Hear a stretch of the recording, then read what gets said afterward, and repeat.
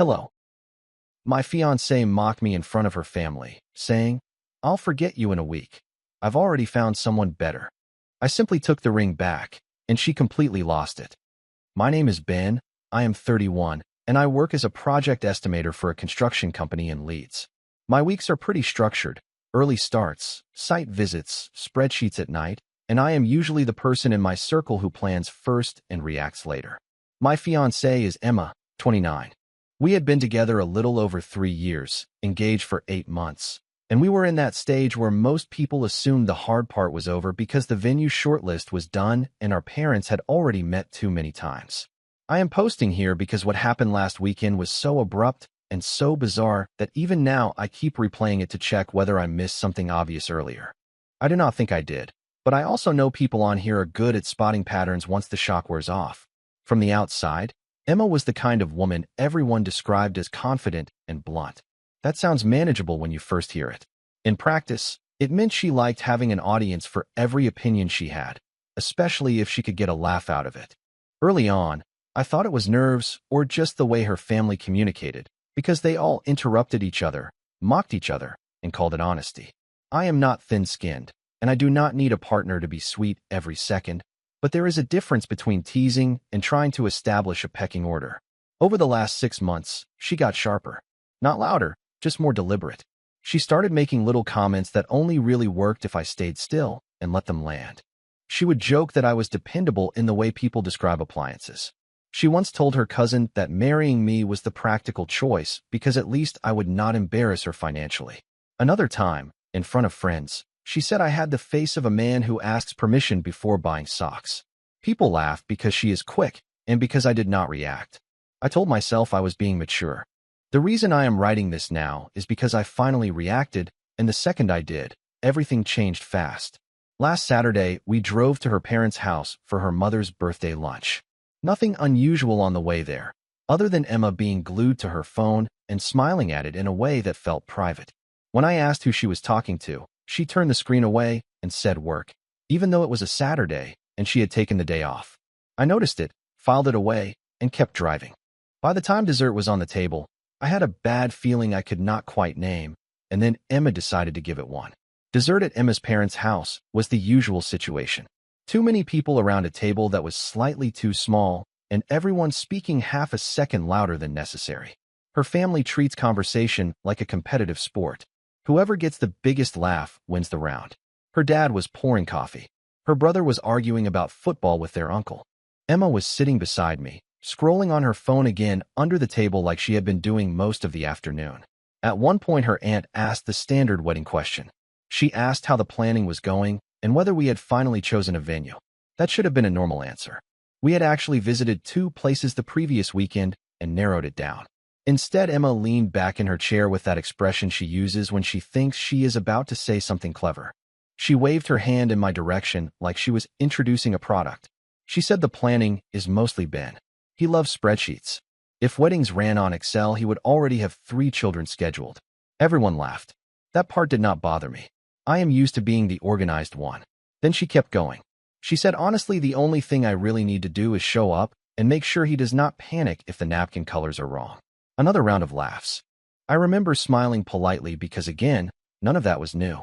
Emma liked playing the role of the carefree one while I was the practical one. But then her cousin asked something small that shifted the whole tone. He asked if Emma was excited about getting married. It was a simple question. One-word answer type of thing. Emma did not answer right away. Instead, she took a sip of wine and looked around the table like she was setting up a punchline. Then she said something that made the entire room go quiet in a way that felt heavier than a joke. She said, honestly, if this does not work out, I will probably forget Ben in a week. A couple people laughed awkwardly, like they were not sure if she was joking yet. Emma looked directly at me then, smiling in that sharp way she sometimes does when she knows she has the room watching. Then she added the line that changed everything. She said, do not worry though. I already found someone better. And the strange thing is she did not say it like a joke. She said it like an announcement. For a few seconds, nobody at the table reacted. You could feel the pause stretch out in that uncomfortable way where people are trying to decide whether they are still inside a joke. Emma's brother looked at her like he expected a punchline to follow. Her dad stopped halfway through pouring coffee. I looked at Emma. She was smiling directly at me, calm and completely unbothered, like she had just made a clever comment about the weather. I asked her one simple question. I asked what she meant by that. Emma shrugged and leaned back in her chair like the attention was exactly what she wanted. She said, "Relax, Ben. Do not look so serious." Then she turned to her mother and said, "See, this is what I mean. He is sweet, but he gets this worried face like I just canceled Christmas." A few people laughed again, but it sounded forced now. I repeated the question. I asked who she meant. Emma rolled her eyes slightly, like I was being slow. She said, "Oh my God, it is not a big mystery. I met someone recently. Someone a little more exciting." The way she said it was not emotional. It was casual, like she was mentioning a new restaurant she liked. Her cousin actually laughed again and said Emma stop messing with him. But Emma did not correct it. Instead, she took another sip of wine and said, "Look, I am just being honest. People settle all the time. At least I admit when I see an upgrade." That word landed hard. Upgrade. I noticed something in that moment that felt important. Emma was not nervous. She was enjoying it. She kept glancing around the table to see who was watching, almost like she expected applause for how bold she was being. Her mother finally spoke up and said, "Emma, that is enough." But Emma waved her off. She looked back at me and said, "Come on, Ben, do not act like you were shocked. You knew I could do better if I really tried." That was the moment the bad feeling I had all afternoon finally settled into something clear. It was not confusion. It was clarity. Emma thought this was entertainment. She thought humiliating me in front of her entire family was some kind of performance. So I stopped trying to argue. Instead, I reached into my pocket. And felt the ring box. I had not planned anything dramatic that day. There was no speech in my head, no confrontation ready to go. But once Emma said the word upgrade, something in my brain just simplified the situation. If someone is openly telling a room full of people they already found someone better, the engagement is already over. The only question left is how quickly you acknowledge it. So I pulled the small box out of my pocket and placed it on the table in front of me. That got everyone's attention immediately. Emma stopped smiling for a second, confused, like the script had suddenly changed. I opened the box and took the ring out. It was quiet enough in that room that I could hear her brother set his glass down. I did not raise my voice. I did not try to argue or lecture her. I just looked at Emma and held my hand out. I told her to give it back. For a moment, she stared at me like she was trying to decide if I was joking. Then she laughed. She said, "Oh my God, Ben, are you being serious right now?" I told her yes. If she had already found someone better, then the ring clearly belonged back with me. That was the exact sentence I used. Her expression changed instantly. The confident smile disappeared, and something much sharper replaced it. She said, "You are really going to be that dramatic over a joke?" I told her it did not sound like a joke. And even if it was, humiliating your fiancé in front of your entire family is not a great foundation for a marriage. Emma crossed her arms and leaned back again. She said, "You are proving my point right now. You cannot even handle a little teasing." I kept my hand out. I told her to give me the ring. The room was completely silent now. No one was laughing anymore. Emma looked around the table, clearly expecting someone to back her up or tell me to relax. Nobody did. So she looked back at me, her face turning red in that slow way people get when embarrassment and anger mix together. Then she said something under her breath about me being pathetic. But she still did not take the ring off. So I repeated it one more time. "Give me the ring back." That was the moment Emma completely lost it. The shift happened faster than anyone expected. The second I asked for the ring back, Emma's smile vanished. She stared at me for a moment like she was trying to figure out whether I was bluffing. Then, without saying anything, she grabbed the ring on her finger and pulled it off. It happened so quickly that a few people at the table actually leaned forward, like they thought they had missed something. Emma held the ring between two fingers and looked at it for a second. Then she tossed it across the table. It hit the edge of my plate, bounced once, and slid to a stop near my hand. The room went completely silent. I picked the ring up and closed the box again. I did not say anything. There was not really anything left to say. That was the moment Emma completely exploded. Her chair pushed back violently as she stood up. She said, "Are you kidding me right now? Not joking. Not teasing." Angry in a way that filled the entire room. She said, "You are seriously going to take the ring back over a joke?" I told her I was taking it back because she had just announced to her entire family that she already had someone better lined up. Emma threw her hands in the air like I was the one behaving irrationally. She said, "Oh my God, you are so dramatic."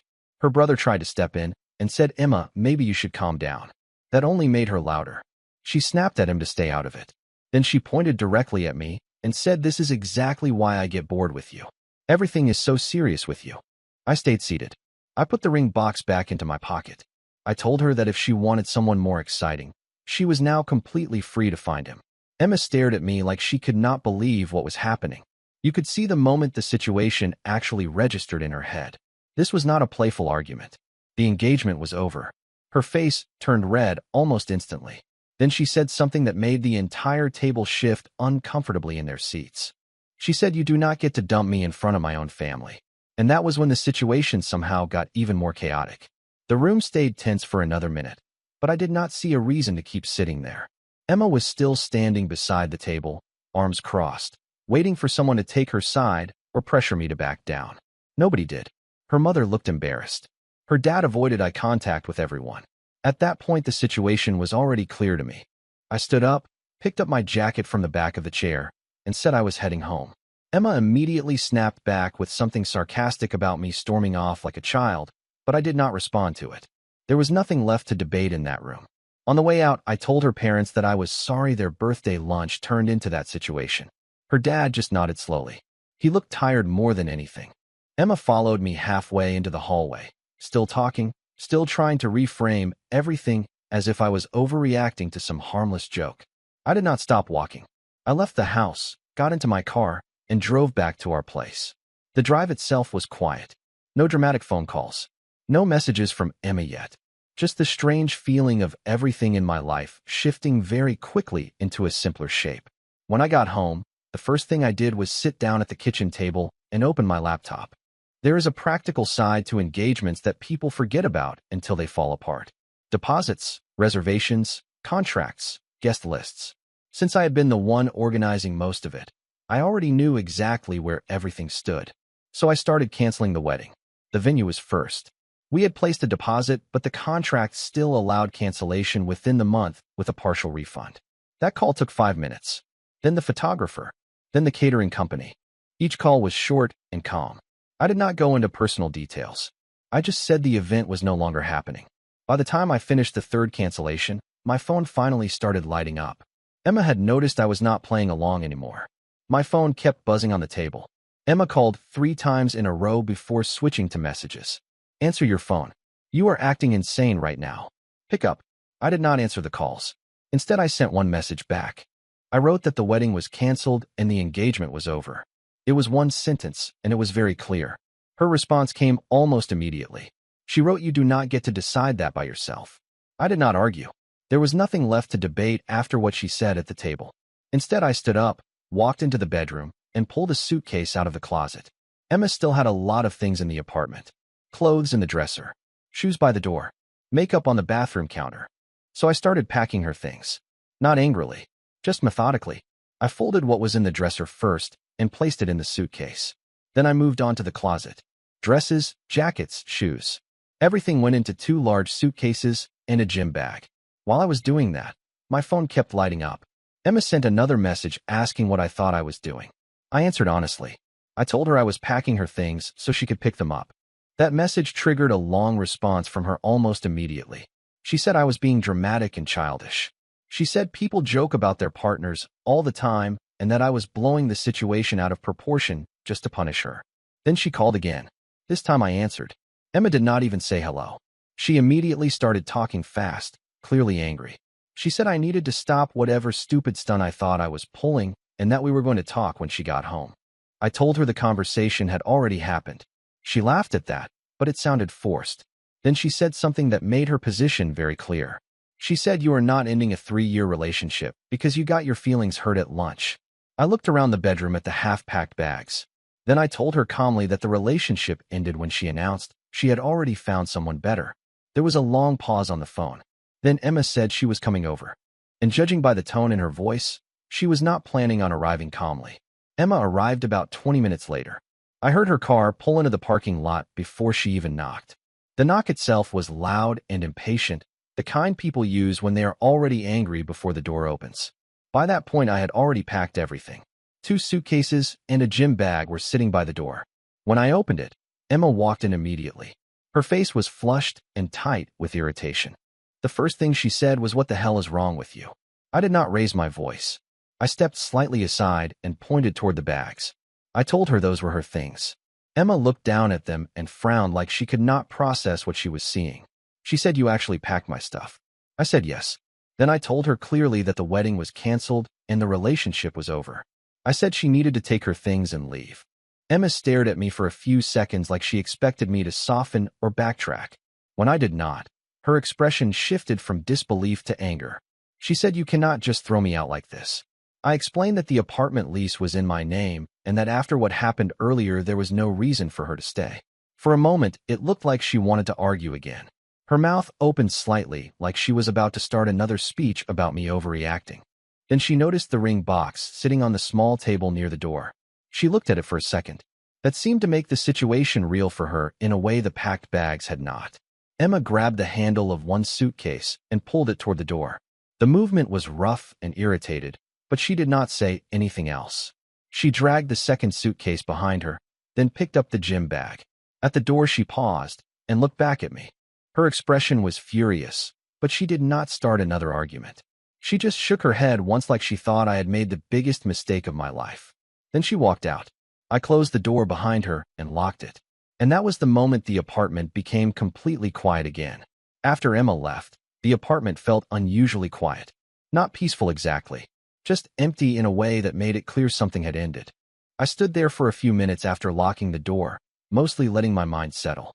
The whole day had moved quickly, from that moment at her parents' house to suddenly standing alone in a living room that had been shared until an hour earlier.